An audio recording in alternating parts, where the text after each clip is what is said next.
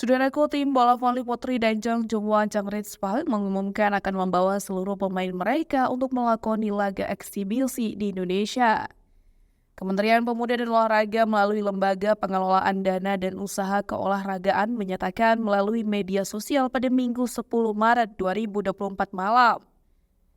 Dengan informasi melalui video, pihak Kemenpora memastikan bahwa Ritspak akan datang full tim ke Indonesia. Ritspak akan melakoni laga persahabatan melawan Timnas Voli Putri Indonesia di Indonesia Arena Senayan, Jakarta pada Sabtu 20 April 2024. Dalam daftar nama pemain yang dibawa oleh tim asal Daejeon, Korea Selatan itu, tercantum pula nama Megawati Hangestri Pertiwi, di mana ada kemungkinan Megawati akan bermain menjadi bagian dari tim Ritspak dan tim Indonesia mengingat laga nanti adalah pertandingan eksibisi. Saat ini Ritspak masih harus fokus untuk menghadapi pertandingan babak play-off Liga Voli Korea.